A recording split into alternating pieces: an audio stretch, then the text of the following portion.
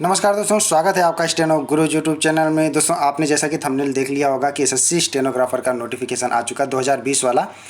तो इसका बेसिक चीज़ें हम लोग बात करेंगे, इसमें सब कुछ डिटेल में जानेंगे क्या क्या है इसमें, कौन सी एलिजिबिलिटी क्या रखी गई है, फ़ीस कितना रखा गया है, सिलेबस क्या है, फ़ॉन्ट कौन सा रहेगा, सब कुछ डिटेल में जानेंगे। ठीक है। तो उससे पहले अगर अभी तक आपने हमारे चैनल को सब्सक्राइब नहीं किया तो प्लीज़ सब्सक्राइब करके नोटिफिकेशन बेल ऑन रखना। दोस्तों, यहाँ पे देखिए जो डेट है वो आपका 10 अक्टूबर से स्टार्ट हो रहा है और ये 4 नवंबर तक चलेगा। ठीक है, 4 नवंबर तक आप इसको अप्लाई कर पाएंगे।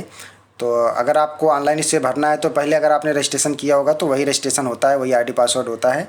अगर आप पहली बार एसएससी में रजिस्ट्रेशन कर रहे हैं तो आप बेसिक चीज़ें भर के फॉर्म को अप्लाई कर पाएंगे। अगर कुछ प्रॉब्लम हो रही है तो हम बता देंगे, कमेंट में पूछ सकते हैं। तो दोस्तों, आप लोग लास्ट डेट का इंतज़ार किए हुए, बिना इंतज़ार किए हुए आप फॉर्म को फटाफट सबमिट कर दीजिएगा। आगे बढ़ते हैं हम लोग। दोस्तों, इसमें वैकेंसी की अगर हम बात करें तो दोस्तों इसमें शॉर्ट हैंड आपको आना चाहिए स्टेनोग्राफर के लिए। वैकेंसी की अगर हम बात करें तो वैकेंसी जो है दोस्तों अभी आयोग की तरफ से बाद में इसको डिक्लेयर किया जाएगा। अभी आयोग सभी डिपार्टमेंट मिनिस्ट्री से वैकेंसी अपडेट मांग रही है, उसके बाद ये बाद में अपडेट कर देंगे कि कहाँ पे कितनी वैकेंसी हैं।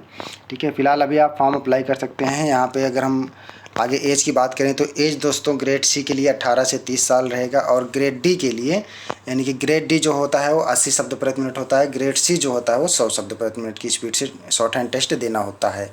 ठीक है, रिटन दोनों के लिए एक ही होता है। ठीक है, मेरिट के हिसाब से ग्रेड सी की मेरिट ग्रेड डी की अपेक्षा अधिक होती है। और यहाँ पे जो एज काउंट किया जाएगा दोस्तों वो आपका 1 अगस्त से काउंट किया जाएगा। ठीक है, बाकी कैटेगरी वाइज यहाँ पे SC ST OBC को छूट दिया जाएगा। जो जिस कैटेगरी में आते हैं वो छूट का लाभ ले सकते हैं। आगे यहाँ पे दोस्तों हम लोग बात कर लेते हैं,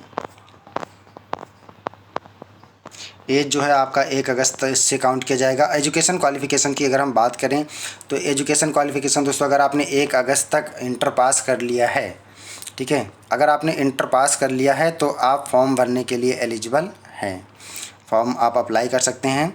इसके अलावा आपसे SSC वगैरह किसी की ज़रूरत नहीं है इसमें, बस केवल आपको शॉर्ट हैंड आना चाहिए। शॉर्ट हैंड की सर्टिफिकेट भी यहाँ पे नहीं लगाना है। और अगर आप आरक्षण का लाभ लेना चाहते हैं तो आरक्षण में दोस्तों यहाँ पे सेंट्रल गवर्नमेंट वाला सर्टिफिकेट आपको लगाना पड़ेगा। ठीक है, कई सारे कैंडिडेट जो है वो स्टेट गवर्नमेंट वाला लेके चले जाते हैं तो बाद में उनको फिर दिक्कत होती है। तो बाद में ये चीज़ें मत करना और फॉर्म भरते समय विशेष ध्यान देना कि फॉर्म भरते समय जिस लैंग्वेज में आपने शॉर्ट हैंड सीखा होगा उसी लैंग्वेज में फॉर्म भरिएगा, क्योंकि एक बार फॉर्म सबमिट होने के बाद फिर आप उसमें बदलाव नहीं कर पाएंगे, ना ही दोबारा फॉर्म भर पाएंगे। ठीक है, तो इस बात को ध्यान रखना, बहुत केयरफुली आपको फॉर्म भरना है, क्योंकि हर बारी कई बारी मेरे पास कमेंट आते हैं, जितनी बारी भी फॉर्म आते हैं कि मेरा तो इंग्लिश मैंने सीखा है, मेरा हिंदी भरा गया, या मैं हिंदी सीखा इंग्लिश भरा गया, तो फिर वो स्किल टेस्ट से बाहर हो जाएंगे, शॉर्ट हैंड नहीं दे पाएंगे। तो देने के तो दे सकते हैं, लेकिन जब उन्होंने सीखा है हिंदी में है तो इंग्लिश में कैसे देंगे, तो ये चीज़ें होती है। तो मतलब ये सब चीज़ें बिल्कुल आपको सोच समझ के भरना है, केयरफुली भरना है। ठीक है, तो 4 तारीख लास्ट डेट है सबमिट करने का, और इंटर पास कर लिया है तो आप इस फॉर्म को अप्लाई कर सकते हैं। ठीक है, 100 रुपया इसका OBC और जनरल के लिए 100 रुपया फ़ीस रखा गया है। बाकी महिला, SC ST और किसी भी कैटेगरी के लिए कोई फ़ीस नहीं रखा गया है। ठीक है, केवल SC ST candidate general OBC candidate के लिए 100 रुपये का फ़ीस है, बाकी किसी के लिए कोई फ़ीस नहीं है। यहाँ पे सेंटर अपने हिसाब से आप चॉइस कर सकते हैं, जो सेंटर आपके पास में पड़ता है उसी सेंटर को आप चॉइस में भर सकते हैं। ठीक है, आगे यहाँ पे दोस्तों हम लोग सिलेबस की बात कर लें स्कीम की, तो यहाँ पे सिलेबस वही पुराना ही रखा गया है जो पिछली बार था। यहाँ पे 200 क्वेश्चन होता है, जिसमें 50 रीजनिंग के होते हैं, 50 जनरल के होते हैं और 100 क्वेश्चन जो है वो इंग्लिश के होते हैं। ठीक है, सभी क्वेश्चन के अंक समान होते हैं, यानी 1-1 नंबर के 1-1 क्वेश्चन होते हैं। 200 क्वेश्चन 2 घंटे। ठीक है, और आपका जो एग्ज़ाम डेट है दोस्तों, एग्ज़ाम डेट की अगर हम बात करें तो यहाँ पे जो टेंटेटिव एग्ज़ाम डेट है वो 29 मार्च को है, 29 मार्च 2021 से 31 मार्च 2021 तक। ठीक है, 29 से 31 मार्च के बीच में टेंटेटिव एग्ज़ाम दिया गया है, इसके बीच आप फॉर्म अप्लाई कर एग्ज़ाम हो सकता है इसका।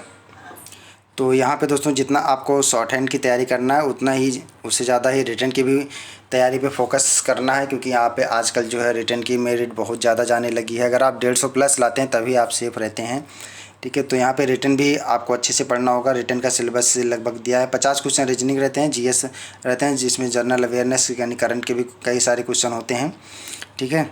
और इंग्लिश के 100 क्वेश्चन रहते हैं। यहाँ पे सिलेबस दिया गया है कि कहाँ से कैसे क्वेश्चन पूछेंगे। और जो एग्ज़ाम होगा दोस्तों वो आपका ऑनलाइन मोड में होगा, यानी कि कंप्यूटर बेस्ड एग्ज़ाम रहेगा आपका, ठीक है।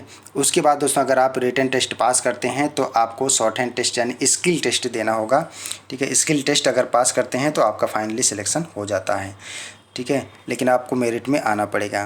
तो स्किल टेस्ट के लिए अगर हम बात करें तो दोस्तों स्किल टेस्ट में यहाँ पे आपको स्टेनो ग्रेड डी के लिए इंग्लिश में 50 मिनट 10 मिनट का डिक्टेशन होगा और 50 मिनट टाइपिंग के लिए मिलेगा, ठीक है।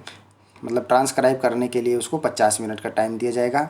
और हिंदी के लिए 10 मिनट का डिक्टेशन रहेगा और ट्रांसक्राइब करने के लिए 65 मिनट का समय दिया जाएगा। और वहीं ग्रेड सी की बात करें तो इंग्लिश के लिए 40 मिनट और हिंदी के लिए 55 मिनट का समय दिया जाएगा, ठीक है। और यहाँ पे दोस्तों जो हिंदी की है, जो ग्रेड सी की है वो 100 शब्द प्रति मिनट की स्पीड से रहेगा डिक्टेशन, और ग्रेड डी की जो है वो 80 शब्द प्रति मिनट की स्पीड से डिक्टेशन रहेगा। और यहाँ पर दोस्तों जो हिंदी शॉर्ट हैंड वाले हैं, हिंदी को ट्रांसक्राइब करने के लिए जो फॉन्ट मिलता है वो सीबीआई और इनस्क्रिप्ट मिलता है हिंदी में, और इंग्लिश में तो किसी फॉन्ट की ज़रूरत नहीं पड़ती है।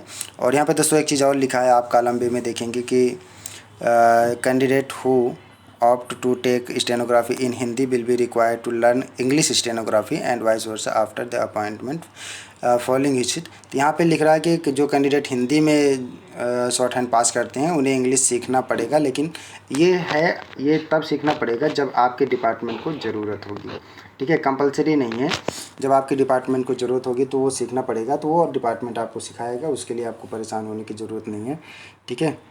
तो यहाँ पे कंपलसरी नहीं है, आप किसी भी लैंग्वेज में आपने सीखा है तो आप इसके लिए एलिजिबल हैं, ठीक है। आगे हम लोग बात कर लेते हैं इसमें और कुछ जो भी बचता है इम्पोर्टेंट चीज़। बाकी दोस्तों आपको अपना ईमेल आईडी और फ़ोन नंबर वही रखना है जो आप परमानेंट चलाते हैं, ठीक है। इसके बाद आपका डॉक्यूमेंट वेरिफिकेशन होगा। डॉक्यूमेंट वेरिफिकेशन में आपका कोई भी एक आईडी चाहिए, उसके बाद हाई स्कूल का इंटर का सर्टिफिकेट चाहिए, और कास्ट सर्टिफिकेट अगर आप आरक्षण का दावा कर रहे हैं तो। और कास्ट सर्टिफिकेट जो है वो आपका लगेगा सेंट्रल गवर्नमेंट वाला, ठीक है। और अगर आप पहले से गवर्नमेंट सर्विस में हैं तो आपको एनओसी लेना पड़ेगा, जो कि नो ऑब्जेक्शन सर्टिफिकेट आपको उस टाइम डॉक्यूमेंट वेरिफिकेशन के टाइम प्रस्तुत करना पड़ेगा। अगर आप एसएससी में हैं तो उसकी रिक्वायरमेंट नहीं पड़ती है, अगर आप किसी और डिपार्टमेंट में हैं तो लोग मांगते हैं, ठीक है। इसके अलावा तो हमें नहीं लगता कि कुछ इसमें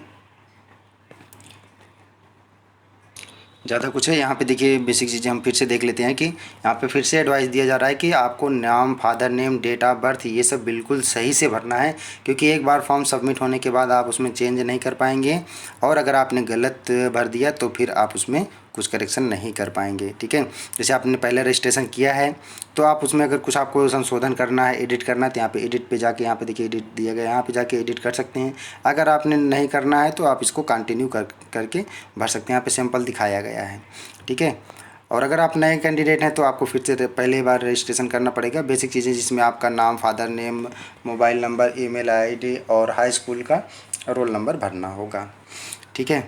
उसके बाद आपको इसमें सेव कर देना है, फिर नेक्स्ट करके सबमिट कर देना है, फिर आपको आईडी और पासवर्ड आपके मोबाइल पे मिल जाएगा, ठीक है। फिर उसके बाद आप उसको लॉगिन करेंगे तो इस तरह से खुलेगा, आपका एक लॉगिन आईडी बन जाएगा जो हमेशा की तरह से रहेगा। तो यहाँ पे आप जाएंगे तो यहाँ पे देखिए जो फिर वैकेंसी आई रहेगी वो आपके अकाउंट में शो करने लगेगा, तो आप इसमें अलाउ कर सकते हैं। तो यहाँ पे अब आपको कौन सा लैंग्वेज चूज करना है, कौन सा सेंटर लेना है, यही सब चीज़ें भरना होगा, एड्रेस वगैरह यही भरना होगा। फिर आपको इसमें आगे भर के फिर फीस सबमिट करना होगा। फिर फ़ोटो सिग्नेचर तो पहले ही लग जाएगा आपका बेसिक डिटेल में, ठीक है।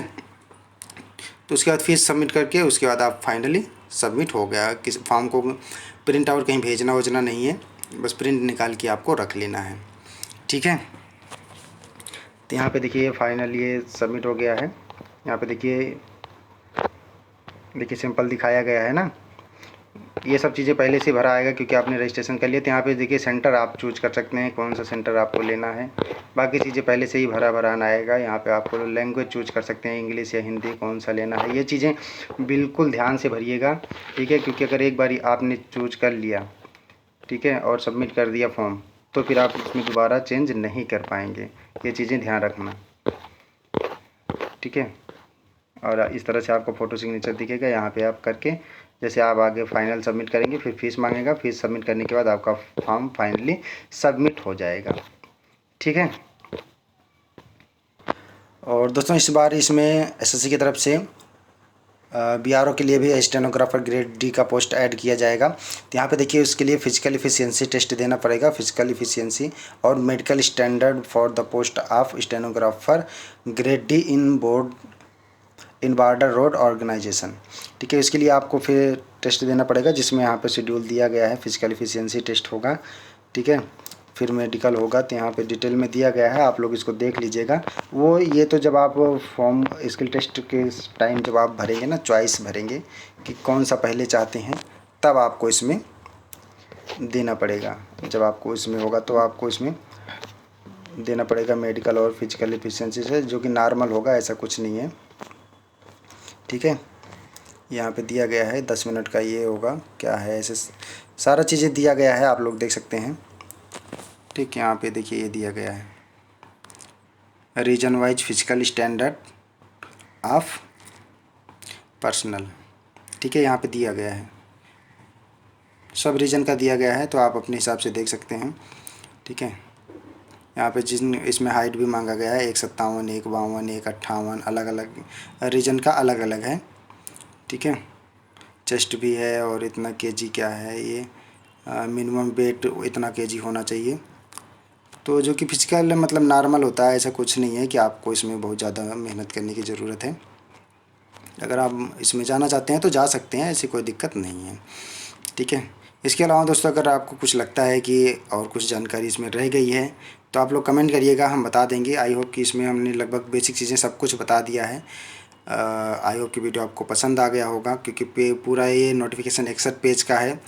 तो आप लोग बिना लास्ट डेट का इंतज़ार किए हुए फॉर्म अप्लाई कर दीजिए और शॉर्ट हैंड और रिटर्न दोनों पे फोकस करिएगा, ठीक है।